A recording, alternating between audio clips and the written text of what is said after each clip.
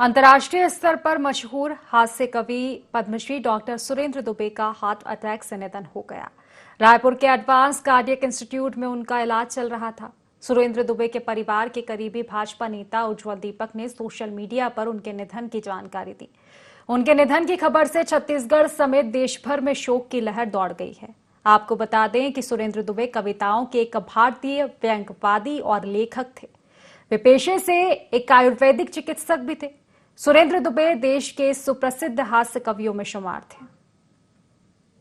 Sir, बात अगर मैं करूं आपके कविताओं की, एक हास्य कवि की, आपको कब पता चला कि आपके अंदर ये एक अनूठा हुनर भी है? कविता मेरे डीएनए में थी। मेरे पिताजी वीर रस के बहुत बड़े कवि थे। उनका प्रबंध खंड काव्य है अपरार्क, लेकिन वो मंचों पे नहीं आते थे। उनका कहना था, मैंने एक बार उनसे कहा कि आप चलिए कवि सम्मेलन में। दल्ली राजहरा, मधु पांडे थे, अग्निवेश शुक्ल थे, मैं था। बोले नहीं, मैं नहीं जाऊंगा, मैं घर जाऊंगा, गांव जाऊंगा, बेमेतरा जाऊंगा। मैं बोला क्यों? बोले इसलिए जाऊंगा कि तेरी कविता तेरा व्यापार है, मेरी कविता मेरी तपस्या है, मेरी साधना है। और उन्होंने कविता के वो बहुत बड़े साधक थे। हम लोगों ने तो कविता का कमर्शलाइज जो पोर्शन है उसको देखा है, लेकिन उन्होंने कविता के साधक के रूप में, एक साधु के रूप में, एक तपस्वी के रूप में उन्होंने कविता को जिया है। तो कविता मेरे डीएनए में थी। मेरे को कविता खोजनी नहीं पड़ी। जब माता ने आशीर्वाद दिया तब मुझे पता चला कि नहीं, मैं तो कवि बन सकता हूँ। डॉक्टर मिसफिट है। ईश्वर ने साथ दिया। सन 2000 में छत्तीसगढ़ राज्य बना, अजीत जोगी मुख्यमंत्री बने। उन्होंने कविता सुनकर मेरे को अपना ओएसडी बनाया। तब मैं समझा कि कविता की ताकत कुछ तो है। फिर धीरे धीरे देश विदेश में कविताएं पढ़ी और फिर आज इस मुकाम पे पहुंच। कब सबसे पहला मंच आपने शुरू किया? पहली बार मंच पर आप कब गए? उस दौरान क्या कुछ चल रहा था आपके दिमाग में? मैं वो घटना ही बता देता हूँ। वो घटना ND24 में मैं पहली बार शेयर कर रहा हूँ। 1990 में दुर्ग मंडी में बहुत बड़ा कवि सम्मेलन होता है, आज भी होता है। 50 साल से ज़्यादा हो गए होते हुए देश के सब नामचीन कवि वहाँ आ चुके हैं। मुझको 500 रुपये में उन्होंने बुक किया था। मैं वहाँ गवर्नमेंट हॉस्पिटल में डॉक्टर था, तो शायद इसलिए भी कि इलाज करते रहेगा, थोड़ा मदद करेगा, या कवि है जो भी हो। 500 रुपये में बुक किया। फिर रात को उन्होंने कह दिया कि आप सिर्फ 4 लाइन पढ़ना और बैठ जाना। लेकिन ईश्वर की कृपा थी कि उस 4 लाइन ने फिर 4 लाइन, वंस मोर में फिर 4 लाइन, फिर 1 कविता, फिर 2 कविता, फिर 3 कविता। उस जमाने में अखबार सिर्फ रायपुर से छपते थे और वही अखबार पूरे छत्तीसगढ़ में बंटते थे, अलग अलग एडिशन नहीं थे। दूसरे दिन इन्होंने पर्ची हेडिंग चला दी, छत्तीसगढ़ में धूमकेतु का उदय, छत्तीसगढ़ ने नाक रख ली, Surendra Dubey man of the match. उसके बाद वो पूरा नाम, क्योंकि एक ही अखबार चलता था, तो पूरे छत्तीसगढ़ में फैल गया। बस ये रहा पहला अध्याय। दूसरा अध्याय भी आपको बता दूं ताकि आपको आसानी रहे। ये तो मेरे राज्य स्तरीय कवि बनने की बात है। गोपाल प्रसाद व्यास एक बहुत बड़े कवि हुए। पंडित जवाहरलाल नेहरू से उनके बड़े अच्छे संबंध थे। उनके पुत्र डॉक्टर गोविंद व्यास, जो दिल्ली विश्वविद्यालय में प्रोफेसर भी रहे, बहुत अच्छे कवि रहे व्यंग्य के।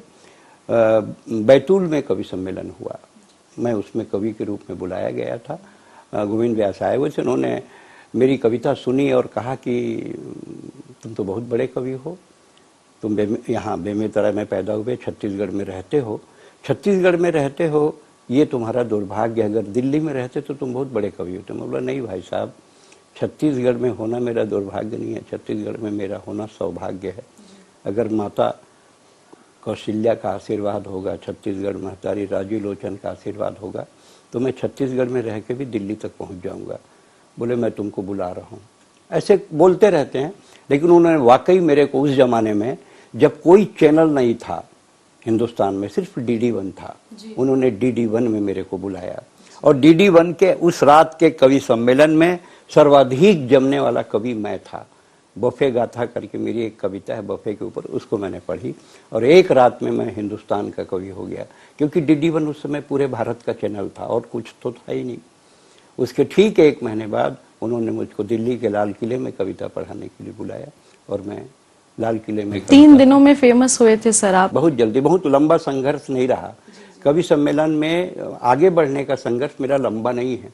फिर वहाँ से एक दिन घर में हमारे वो वाला फ़ोन था जो आता है, हाँ लैंडलाइन। मैं बाथरूम में था, फ़ोन आया, बोले मैं डैलस से बोल रहा हूँ, नंदलाल सिंह। मिसेस ने फ़ोन उठाया, बोले हम सुरेंद्र दुबे को यहाँ बुलाना चाहते हैं। तो मिसेस ने चिल्लाई, मिसेस बोली कि कोई अमेरिका से फ़ोन आया है। मैं बोला रख दो, हमारा कोई रिश्तेदार अमेरिका में नहीं रहता, ना हमारा कोई परिचय का है। उसने रख दिया। फिर थोड़ी देर मैं बाहर निकला तो वो फिर बोले मेरे को कि मैं डैलस से नंदलाल सिंह बोल रहा हूँ। IHA करके यूएस में बहुत बड़ी संस्था है, इंटरनेशनल हिंदी एसोसिएशन, उसके वो चेयरमैन थे, अब कोई दूसरे हैं। तो मैं बोला बताइए सर। बोले हम आपको 45 दिन के लिए अमेरिका बुलाना चाहते हैं और 18 कवि सम्मेलन आपके करने चाहते हैं। अब मैं गांव का रहने वाला, अंदर से थोड़ा हम लोग साई नेचर के होते हैं और थोड़े भीरू प्रवृत्ति के भी होते हैं। मैंने कहा भाई साहब आप मुझको पहचानते भी नहीं हैं, मैं आपको जानता भी नहीं हूँ, और आप मुझको अमेरिका बुला रहे हैं, ये तो मेरे लिए बड़ा अजूबा लग रहा है, थोड़ा विश्वास भी नहीं हो रहा है। मैं बोला कि कहीं मैं जाके फंस तो नहीं जाऊँ। तो उन्होंने कहा नहीं, हम आपको इसलिए बुला रहे हैं कि मैं बनारस में रहता हूँ और मैं वहाँ से आते समय VHS कैसेट लेके आता हूँ। उस ज़माने में VHS चलता था। बोले VHS कैसेट लाता हूँ लाल किले का। जब हम लाल किले का कैसेट लाए और यहाँ समिति के सामने लगाए तो समिति के लोगों ने कहा कि इनको बुलाओ, इसलिए आपको बुला रहे हैं, हम सब व्यवस्था करेंगे, आपका पासपोर्ट वीज़ा सब। और उसके अलावा उन्होंने मानदेय भी खूब दिया। और ऐसे में मैं अंतर्राष्ट्रीय स्तर का कवि बन गया। मतलब बहुत ज़्यादा लड़ाई मैंने नहीं लड़ी। 1990 से चालू हुआ और मैं सोचता हूँ 1995 के आसपास मैं हिंदुस्तान और विदेश का कवि हो चुका था।